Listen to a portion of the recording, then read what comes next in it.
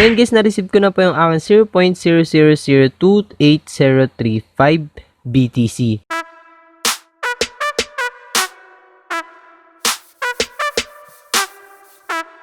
Hi guys! Welcome back again sa aking channel. My name is Jeffrey Maulawin and nag-upload ako ng video kung paano kumita online gamit lamang ating cellphone, PC, or laptop. So shoutout po sa aking 169 subscribers.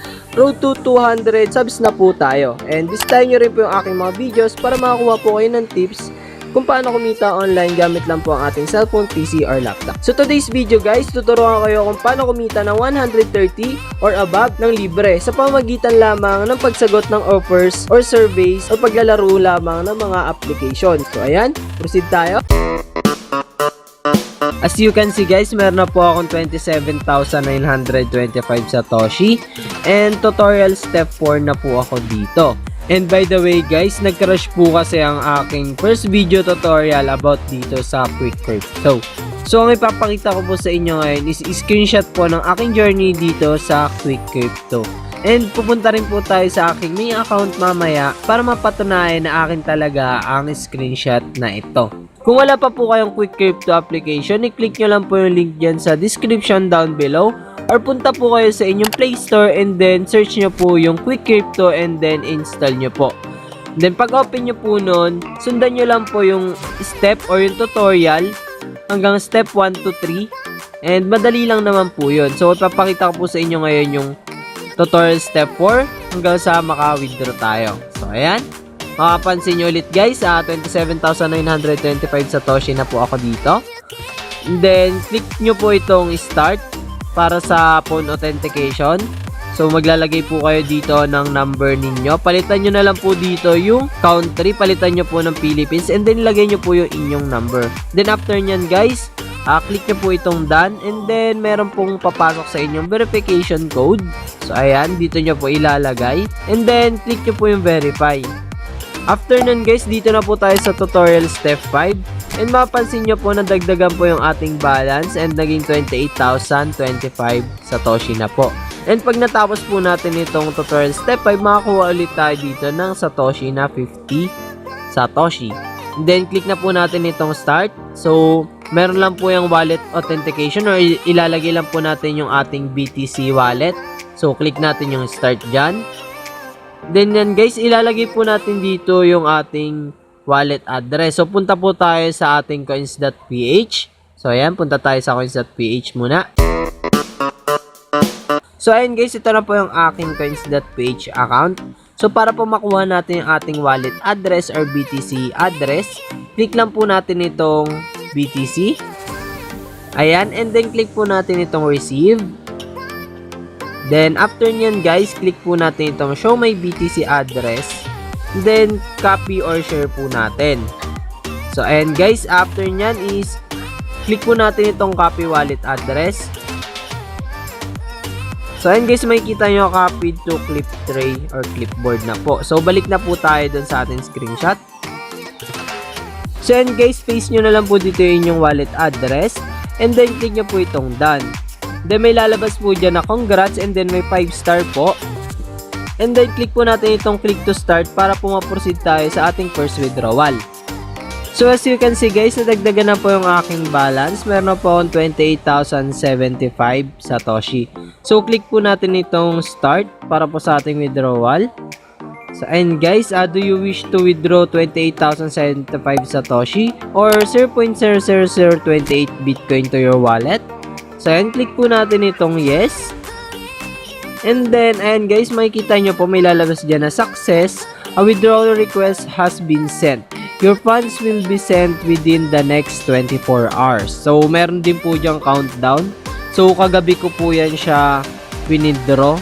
And then, punta po tayo dun sa aking main account. Dito po sa Quicrypto. So, ayan guys, ito na po yung aking dashboard dito sa Quicrypto account.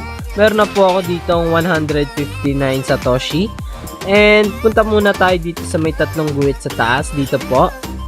And then punta po tayo sa history. Ayan, para po mapakita ko na naka-withdraw po talaga ako dito ng 28,075 Satoshi. Ayan, nag-minus na po siya. And kumita po kanina dito ng 59 Satoshi. So, kikita po tayo dito sa paggawa lang po ng task and offer nila. So, paano ako kumita kanina ng 59 Satoshi?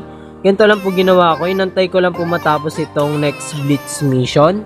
So, ayan. Pagkatapos po niya, may offer po ulit sila na another task or offer. So, antayin lang po natin matapos. Yan, ipapakita ko po sa inyo. 3 minutes na lang naman po. So, and guys, tapos na po yung countdown ng Blitz mission. So, click po muna natin itong Claim Blitz mission. So, ayan. And then, magbibigay po sila ng task.